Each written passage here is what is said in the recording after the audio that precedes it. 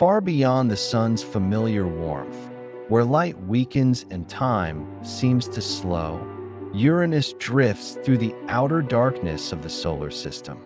It is a world unlike any other, tilted almost completely onto its side, rolling along its orbit as though the laws of planetary order have been gently broken. Each pole faces the sun for decades, then falls into equally long nights.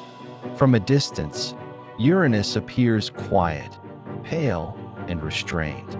But this distant calm is an illusion. Beneath the soft blue clouds lies a planet shaped by extremes, pressures, temperatures, and chemical processes so alien that even the most familiar elements behave in unfamiliar ways. Uranus formed more than 4 billion years ago from the remnants of the protoplanetary disk that surrounded the young sun. In this distant region, light gases were scarce, but heavier compounds were abundant. Water, ammonia, and methane condensed easily, becoming the building blocks of the ice giants. As Uranus grew, gravity drew these materials inward, compressing them layer by layer. Over time, the planet became a massive laboratory, sealed beneath thousands of kilometers of atmosphere and fluid, where matter would be tested under conditions no earthbound experiment could fully replicate. The outer atmosphere is only a thin veil.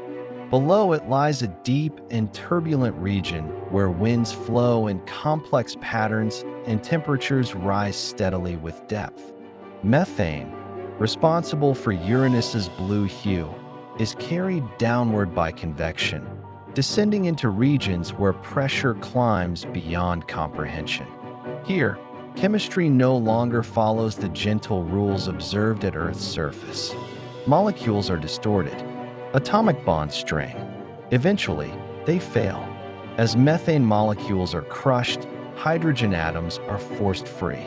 Light and mobile, hydrogen migrates upward, while carbon, heavy and stubborn, remains behind. Under these crushing pressures, carbon atoms are driven closer together than they ever could be on Earth. In this environment, carbon finds stability not as gas or soot, but as crystal. Atoms lock into rigid lattices. Diamond is born. This process does not occur once or in isolation. It may be happening continuously throughout vast regions of Uranus's mantle. Countless microscopic diamonds may form simultaneously, suspended briefly in a sea of superheated, electrically conductive fluid. Over time, as they grow and collide, they become dense enough to sink. Gravity takes hold. The descent begins. This is diamond rain, not a storm, but a slow and persistent fall. There is no sound, no light, no witness. Diamonds drift downward through an alien ocean, falling for thousands of kilometers. Their journey may take centuries or far longer, shaped by currents, temperature gradients, and pressure layers that remain largely unknown. It is a process measured not in moments, but in planetary time. As diamonds sink, they carry mass inward. This redistribution of material is not trivial. Over millions and billions of years, it can reshape the planet from within. Heavy elements settling toward the center release gravitational energy, subtly altering Uranus's thermal balance. Some regions may warm, others cool. Convection patterns shift. Internal layers evolve. This may help explain one of Uranus's enduring mysteries, its surprisingly low heat output. Compared to Neptune, a near twin in size and composition, Uranus emits far less internal energy.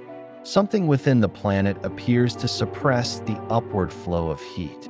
Diamond rain, along with the slow stratification of heavy materials, could act as a thermal barrier, trapping energy deep below and preventing it from reaching the surface. At the heart of Uranus likely lies a rocky core composed of silicates and metals. But this core may not be sharply defined. Instead, it may be surrounded by a gradual transition zone, a region enriched by sinking carbon and other heavy elements. Over time, diamonds may accumulate here, altering the core's density and composition, slowly changing the planet's internal architecture. Uranus's magnetic field offers further clues to this hidden complexity. Unlike Earth's relatively orderly magnetic field, Uranus's is chaotic, tilted, offset, and distorted. It does not emerge from the planet's center, but from a shell within the mantle.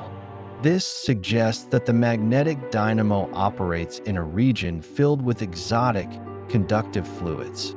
In this environment, water may exist in a superionic state, part solid, part liquid, where oxygen atoms form a lattice and hydrogen ions flow freely. Ammonia and methane-derived compounds may behave in similarly strange ways. Carbon-rich material, possibly including diamond-bearing layers, interacts with these fluids, influencing how electricity and heat move through the planet. The result is a magnetic field that is unstable, asymmetrical, and ever-changing. What makes this even more profound is how ordinary the ingredients are. Carbon, hydrogen, oxygen, nitrogen. These are the same elements that form life on Earth. Yet on Uranus, under different conditions, they assemble into something entirely alien. Diamond rain is not a miracle. It is the inevitable outcome of physics, given enough pressure and time. This realization reshapes how we view planets beyond our own. Ice giants are among the most common worlds in the galaxy. Many exoplanets discovered so far fall into this category: larger than Earth, smaller than Jupiter, rich in volatile compounds. If Uranus can produce diamonds in its depths, then countless worlds across the cosmos may be doing the same, each with its own hidden rain of carbon crystal. Yet Uranus remains largely a mystery. Only one spacecraft has ever visited, Voyager 2, which passed by in 1986, capturing fleeting glimpses before continuing into interstellar space. Everything we infer about the planet's interior comes from indirect evidence: gravitational measurements, magnetic field data, laboratory experiments, and theoretical models. The truth remains buried beneath immense depth. Future missions could change this. Orbiters could measure Uranus's gravity field with precision, revealing how mass is distributed inside. Magnetometers could map the strange dynamo in detail. Atmospheric probes could trace methane and other carbon-bearing compounds as they descend. Each discovery would bring us closer to understanding whether diamond rain is poetic speculation or physical reality. Uranus challenges our sense of scale and significance. It reminds us that the universe does not reserve its wonders for places we can easily see. In the cold, distant reaches of the solar system, under crushing pressure and eternal darkness, extraordinary processes unfold without spectacle or witness. If diamonds truly fall within Uranus, they do so silently, endlessly, and without purpose beyond their own formation. They are not treasures to be claimed, but messages, signals that even the most familiar elements can become something astonishing when shaped by the universe's extremes. Uranus continues its slow, sideways journey around the Sun, guarding its secrets beneath layers of cloud and fluid. And deep within that distant world, beyond light and sound, carbon may still be crystallizing, falling, and gathering, proof that even in the coldest darkness, the cosmos is never finished creating.